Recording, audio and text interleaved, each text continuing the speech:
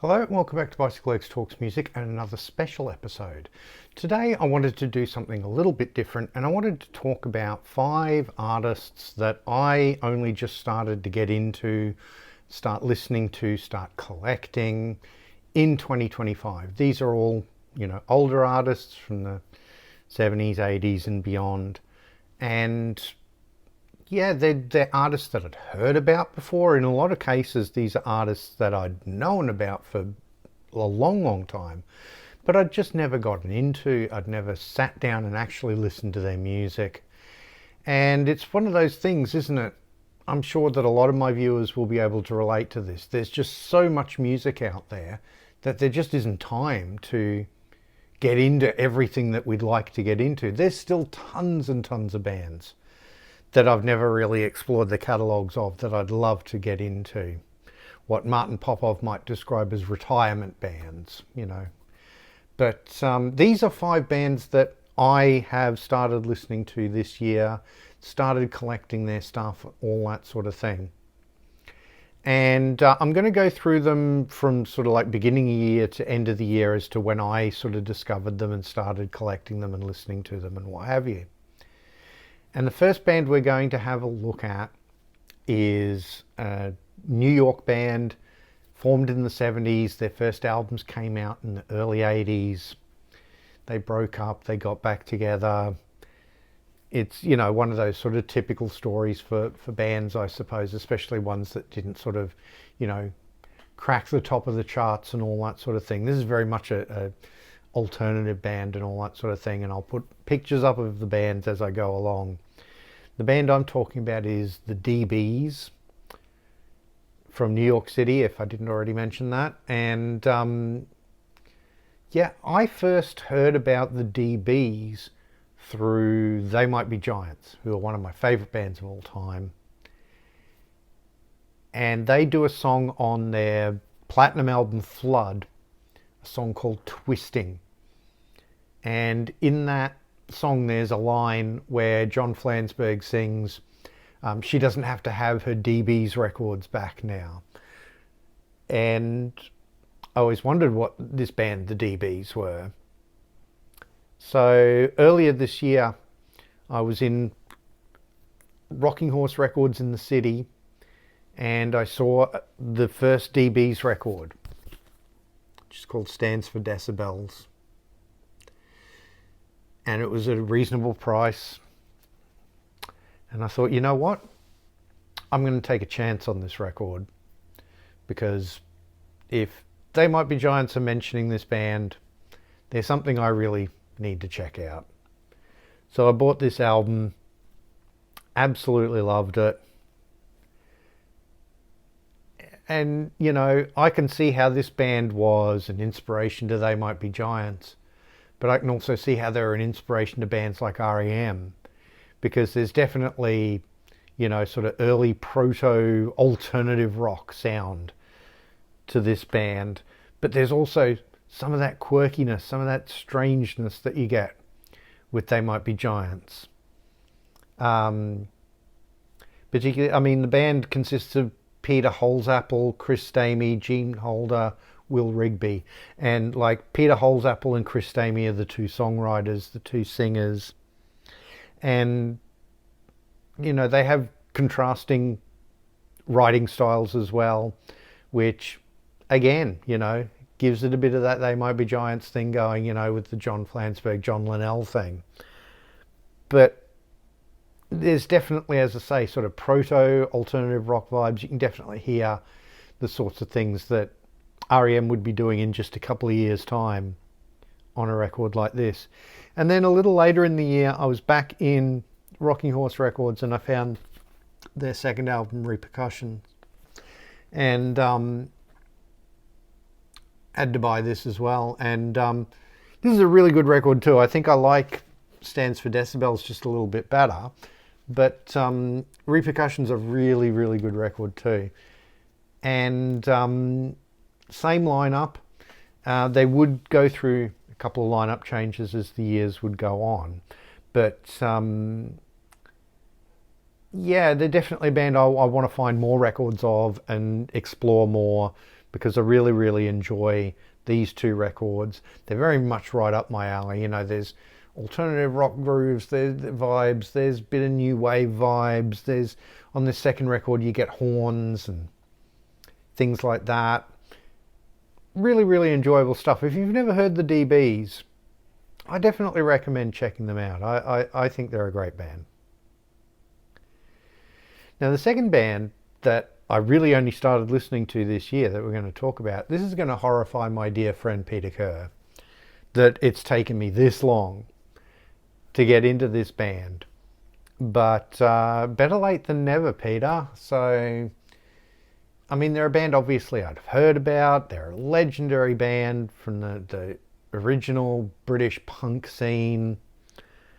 I knew, you know, a couple of the big songs that they'd done, but I'd just never bought any of their records, at least in part because they're usually really expensive.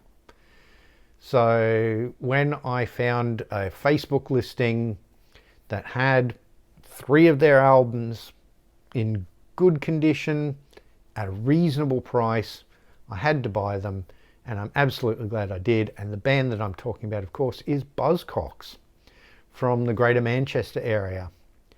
Now, it's funny that it's taken me this long to get into Buzzcocks because I've been a magazine fan for quite a while. I've even done a magazine, Studio Albums Ranked, with Martin Popoff. I will leave a link to that in the description. Of course, Howard Devoto left Buzzcocks very early, and it ended up becoming very much Pete Shelley's show for the most part. He was the main songwriter, not the only songwriter. Steve Diggle would create, would contribute some songs as well. And the albums that I managed to get so far, because I'm definitely going to be looking at getting more, is the debut, Another Music in a Different Kitchen. Great album cover, but I tell you what, that the orange on the silver, very hard to read. You know, this has definitely got that 70s punk, well, not London, but English punk vibe.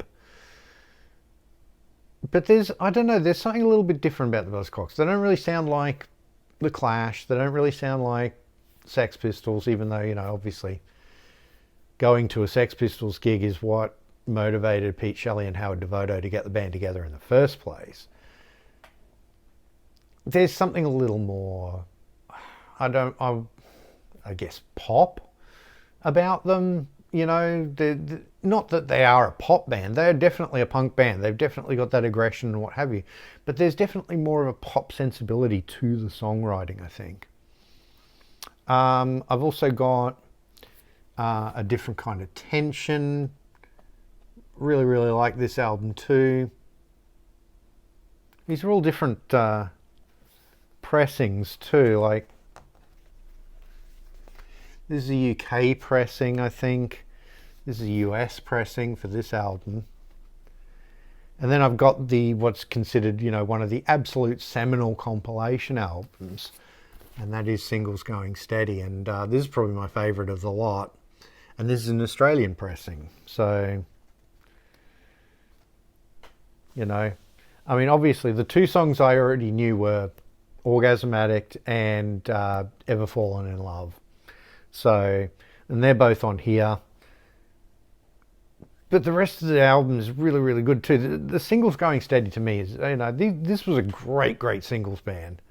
But I definitely need to get Love Bites to sort of complete that 70s part of the collection. I have also recently picked up Pete Shelley's solo album Homo Sapien.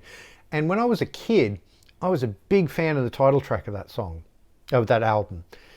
Homo Sapien is a song I always really, really loved. But, I mean, that album sounds nothing like Buzzcocks in a lot of ways because it's very, very synthy and all that sort of thing. So, but yeah, I mean, definitely need to get more. And I need you guys to let me know in the comments, you Buzzcock fans who might be watching this this show, please let me know in the comments if the reunion albums, sort of like post 1989 or whatever they were, are worth getting. Because I'd be interested to know if those are worth collecting. Now, the next artist we're going to have a look at is a guy I already knew for quite some time as a producer, not so much as an artist in his own right. And the guy I'm talking about is Rupert Hine. Now, when I originally knew Rupert Hine, as I say, I knew him as a producer. He, in particular, I originally knew him as the producer of Howard Jones in the early days, because I was a big Howard Jones fan when I was a kid. You know, when I was doing my Bicyclelegs Discovers Rush series, I discovered that he produced some Rush albums as well. He's also produced Camel, he's produced Anthony Phillips, he's produced Stevie Nicks, he's produced a bunch of people. So, yeah, I mean, you know, great producer and all that sort of thing. But I didn't know that he did solo albums, and in particular, I didn't know that they were worth checking out. And I have the podcast, The Album Years, to thank for getting into these albums. Now, the Album Years, for those of you who may not be familiar, is a podcast run by Stephen Wilson and Tim Bonus. Now, together they are the band No Man. Stephen Wilson, obviously known also for his solo career and for Porcupine Tree and, you know, a bunch of other projects that he's done. You know, he's done a lot of remixing for, you know, classic artists and all that sort of thing. But they talk about, you know, they'll pick a particular year and they'll just go through it and talk about a whole bunch of albums and that sort of thing. And Rupert Hine is somebody that they would keep bringing up when they were doing album years in the early 80s. And so I managed to find on Discogs these albums really cheap. So I bought them. And the three that I'm particularly talking about are this one, Immunity, which is originally from 1981. This one, Waving Not Drowning, which is from 1982. And then The Wildest Wish to Fly, which I think is from 83, or it might be 84. But no, it is 83, I beg your pardon. And these albums are really interesting. They're musically interesting. Musically, they're quite synthy, you know, they've got a bit of a synth pop sensibility, but they're definitely not commercial synth pop. They're much more arty, a bit more experimental, a bit more out there. You know, he writes all the music himself. He has Jeanette Obtoj, I think that's how you pronounce it, writes his lyrics. He plays pretty much everything on the albums. He sings. He's got an interesting singing voice. You know, again, not a super commercial singing voice, which I think is pretty cool. Just a really interesting mix. Very, you know, if you're into sort of art rock and that sort of thing, but, you know, this is, again, very sort of keyboard influenced or very keyboard heavy, but definitely not your commercial synth pop from the early 80s. Definitely more arty, definitely a bit more experimental, that sort of thing. Definitely worth checking out Rupert Hine solo albums.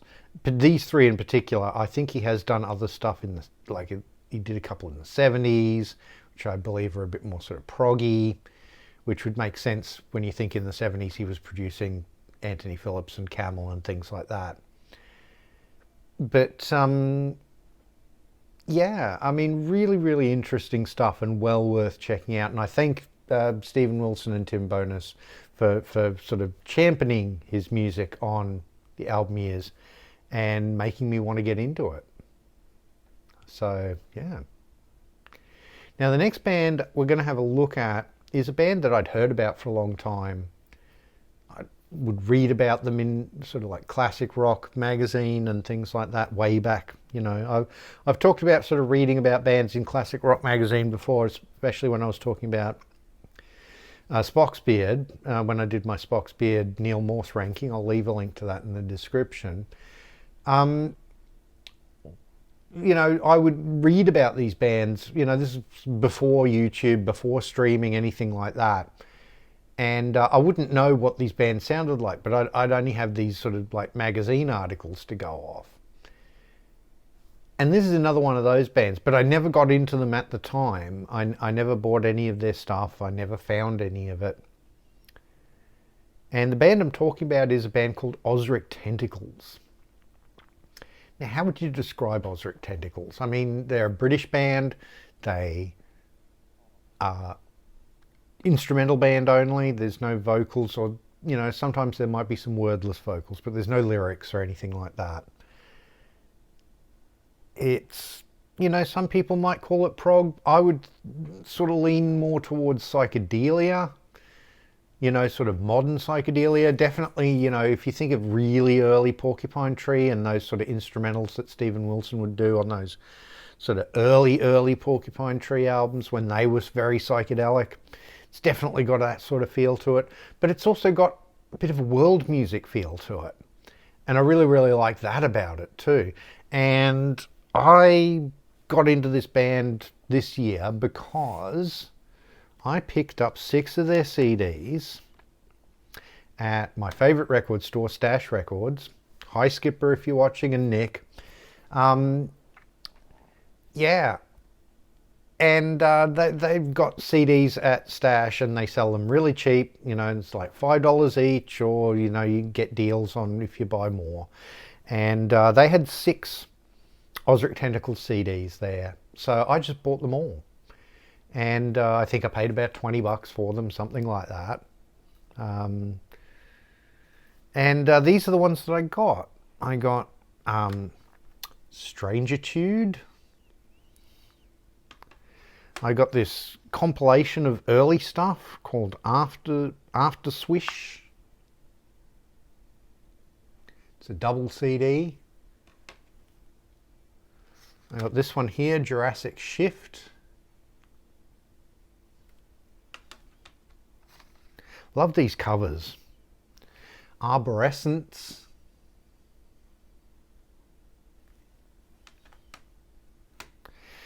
This is one of the strangest named albums I think I own. It's called Curious Corn.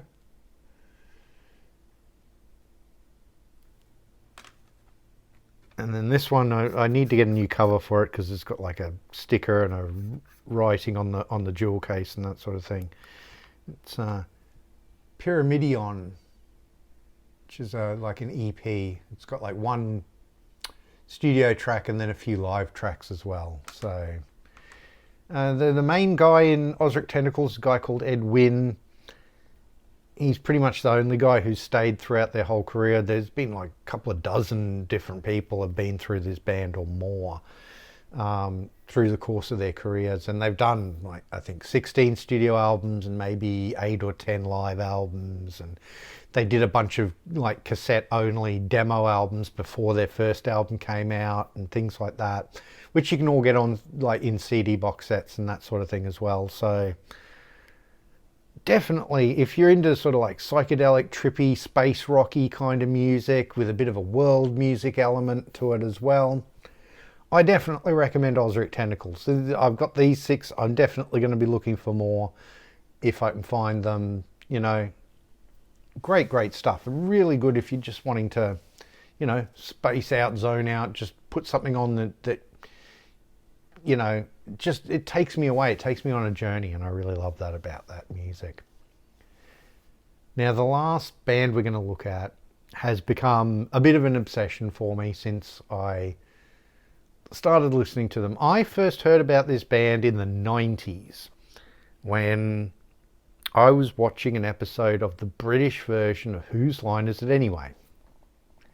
Strange place to hear about a band, I suppose. But there was always a section in that show where Clive Anderson, the host, would go into the audience and talk to someone to get sort of details about their life that the improvisers that could then do a skit about and that sort of thing. Usually they were making up a musical based on that person's life or something like that.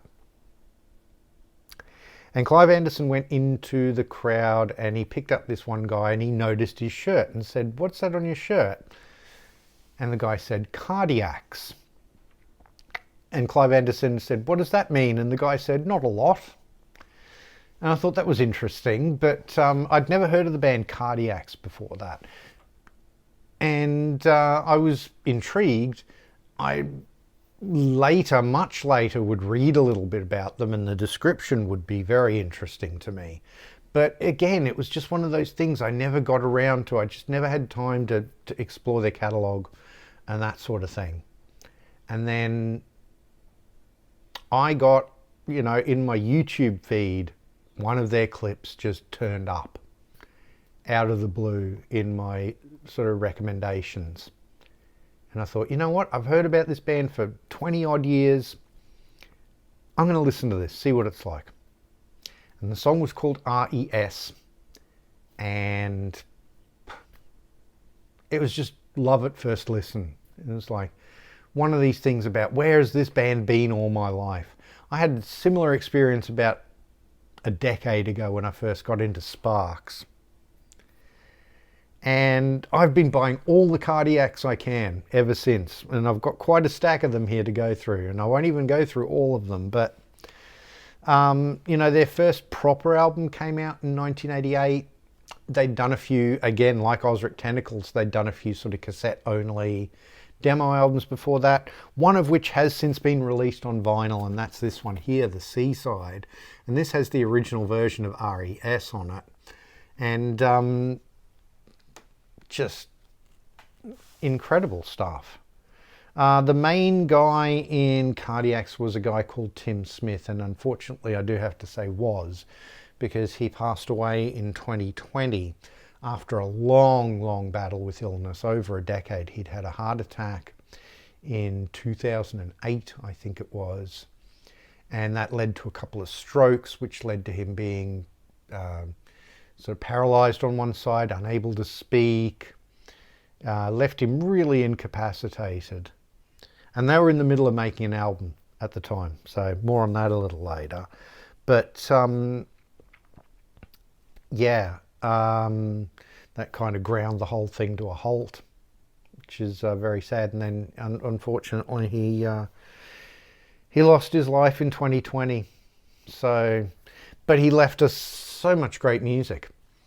This is the first album, Little Man in a House in the Whole World Window. I mean, just weird titles as well. How do you describe Cardiacs? They're really strange. There's so much going on in their music. It really doesn't sound like anything else that I know. You've got elements of punk, you've got elements of progressive rock, you've got elements of, sort of Frank Zappa-ish fusion-y stuff. You've got elements of sort of post-punk and new wave. You've got bits of ska, and, like I remember sending RES to my son and he thought, I can definitely hear madness in this. And like, yeah, you can, but at the same time you can also hear, sort of Frank Zappa and things like that.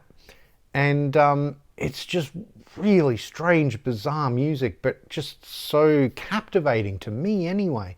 I mean, I understand that it might put a lot of people off, and it did back in the day.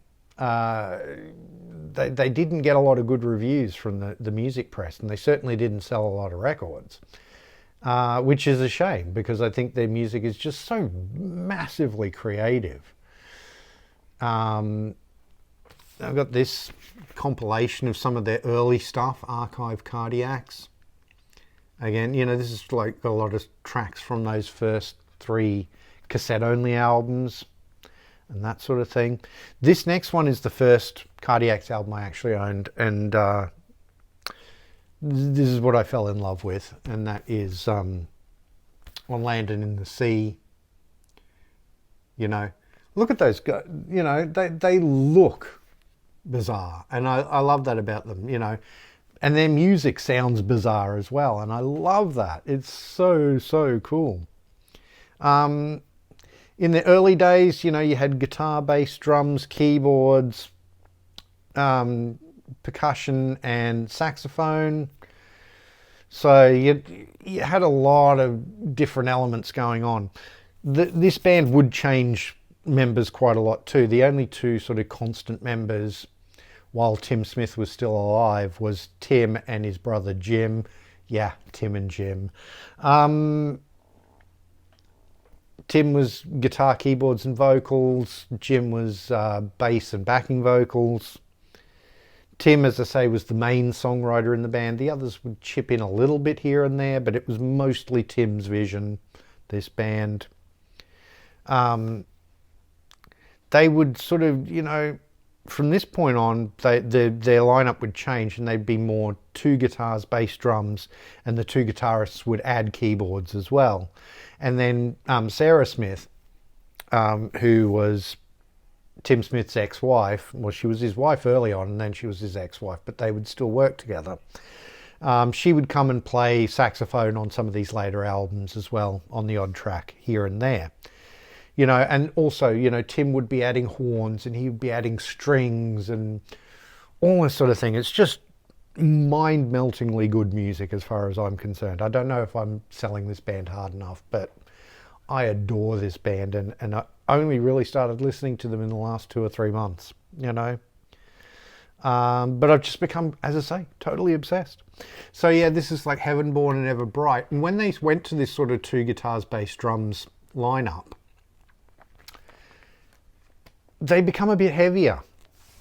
And, you know, you start to get, certainly don't become a metal band, but there are some elements of metal, you know, sort of hiding in with the carnival music and the Frank Zappa and the prog rock and the punk and the post-punk and the, you know, all these different influences that Tim Smith would bring into this band.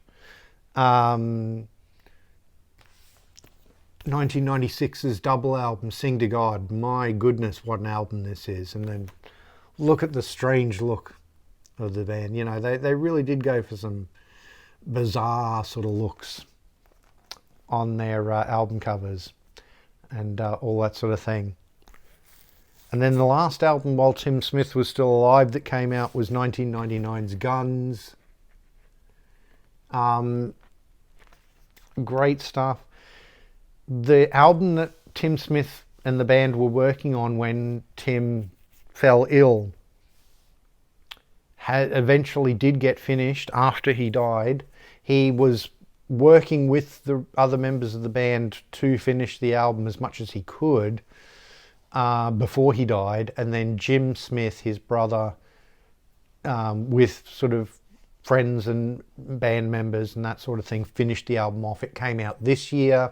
It's called LSD. I will be talking more about that album at the end of the year when I do my top 10 albums of 2025, because I can give you one little spoiler. That album definitely will be featuring in my top 10. So yeah, I mean, that Cardiac's my absolute obsession, but all of these bands really, really worth checking out. I would love to hear in the comments from you guys, what are some older bands that you've gotten into this year? Let me know, because, you know, they might be bands that I already love and that sort of thing, but they might be bands that I've never checked out. You know, I probably will have heard of them, but in some cases maybe even I won't have. But on the whole, you know, there might be bands that I've never checked out, and they might end up being something that I feature in 2026 if I do a similar episode. So yeah, please let me know. You know, a show like this is all about sharing music, sharing our discoveries. You know, if you're a fan of these bands already, you've been a fan for a long time, again, let me know in the comments. What are your favorite albums? Where do you think I should go from here? All that sort of thing. Would absolutely love to know. Please do like, share and subscribe. It really does help the channel out. If you're new to the channel, please go and have a look at some of my other videos. I have everything playlisted, so if you want to see some of my other special episodes, I have a playlist for those. If you want to see some of my studio albums ranked episodes, I have a playlist for those. And if you want to see my appearances on other people's channels, like Peter Kerr's Rock Daydream Nation, I also have a playlist for those. If you want to follow me on social media, I'm at bicyclelegs on Instagram, Twitter, and a bunch of other places. I also have a dedicated Bicyclelegs Facebook page and Bicyclelegs merch. Links are all in the doobly-doo. Please do give those all a follow and join in the conversation. I'd really love to have you there.